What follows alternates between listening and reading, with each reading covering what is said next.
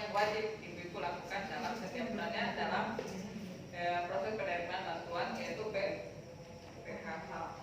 Jadi untuk hari ini kita akan membahas modul 5 sesi 13, yaitu pelayanan disabilitas. Saya kira kata disabilitas ini adalah kata yang sering kita dengar dalam kehidupan sehari-hari kita, karena memang pada dasarnya kita sering mendengar dan sering mendapatkan di sekeliling kita bagaimana orang-orang yang disabilitas itu, baik yang disabilitas berat, disabilitas ringan, ataupun disabilitas sedang.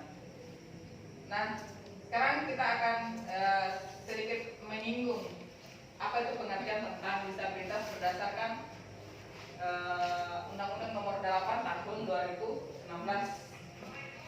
Jadi dalam undang-undang mengatakan bahwa penyandang disabilitas itu merupakan setiap orang yang mengalami keterbatasan fisik, intelektual, mental, dan atau sensorik dalam jangka waktu yang lama, yang dalam berinteraksi dengan lingkungan dapat mengalami hambatan dan kesulitan untuk berpartisipasi secara penuh dan efektif dengan warga negara lainnya berdasarkan kesamaan hak. Jadi itu pengertian disabilitas menurut undang-undang. Kalau kita lihat berdasarkan keseharian kita, yang disabilitas itu seperti apa sih? Yang disabilitas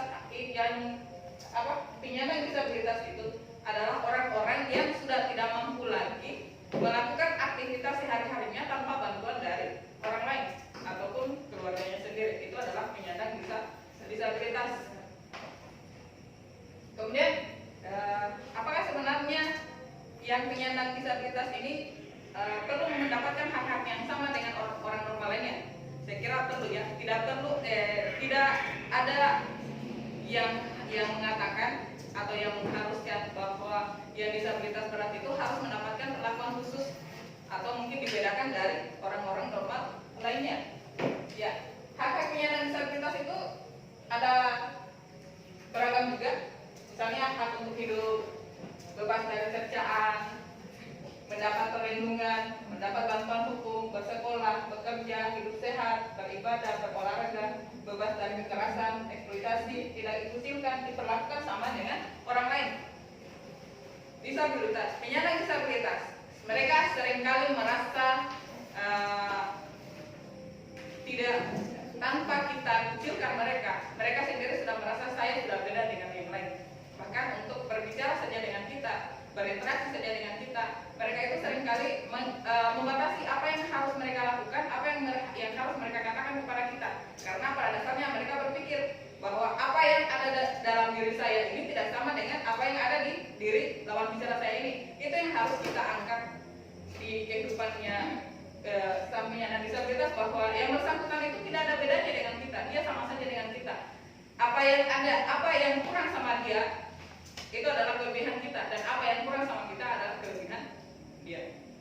Saya kira itu yang perlu diingat. Kemudian untuk jenis disabilitas, ada yang disabilitas fisik, misalnya yang tidak ada kaki, tidak ada tangan. Pernah ada contoh di salah satu ditayangkan di televisi, penyandang disabilitas yang tidak memiliki kaki, yang tidak memiliki tangan, pada saat mengikuti Olimpiade ternyata dia juara. Itu salah satu bukti bahwa penyandang disabilitas itu ternyata memang bisa berekspresi, bisa menciptakan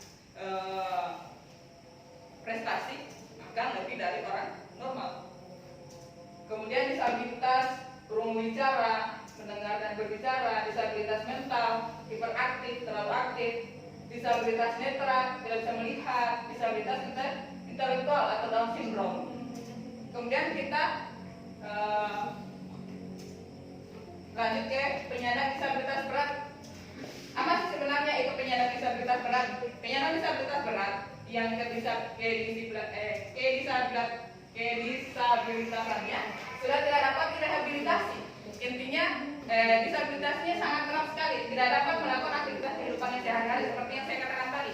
Tanpa, kalau tidak dibantu oleh orang lain, maka dia tidak bisa melakukan aktivitasnya. Kemudian pelayanan terhadap penyandang disabilitas berat di dalam keluarga. Jadi yang penyandang disabilitas itu harus kita perhatikan sama dengan misalnya memperhatikan anak kecil pada umumnya, mengganti pakaiannya, dari tempat tidurnya mungkin sudah terlalu panas, seperti apa, pokoknya kita perhatikan bagaimana caranya supaya penyandang disabilitas ini merasa nyaman, merasa diperlakukan sebagai manusia pada umumnya, tidak diabaikan oleh keluarganya sendiri. Kemudian perabot di dalam rumah. Untuk penataan rumah perlu kiranya untuk menata ruang, menyisakan atau memberikan ruang gerak dengan sirkulasi yang cukup bagi penyandang disabilitas. Kemudian perabot dalam rumah juga, misalnya lemari pakaian atau lemari buku, piring, sepatu harus dapat diakses dengan penyandang disabilitas. Kemudian peletakan dan penataan barang-barang jangan dipindah-pindah. Kalau misalnya disabilitasnya mungkin buta, jadi dia hanya mengandalkan indera perabaannya. Apa yang sudah diletakkan seperti biasa di situ jangan pernah dipindahkan, karena dia hanya mampu menghafal gerakan yang dari awal dia sudah mulai lalui di arah itu atau dalam rumah itu. Jadi itu beberapa contoh pengaturan perabot dalam rumah. Kemudian pelayanan disabilitas berat di masyarakat, memudahkan penyandang disabilitas dalam pembuatan akte kelahiran, KTP, BPJS Kesehatan. Jadi seperti yang tadi ya, bahwa apapun yang hak-hak manusia perlu dapatkan dalam kehidupan ini, penyandang disabilitas juga perlu mendapatkannya. Tidak ada perbedaan dengan kita.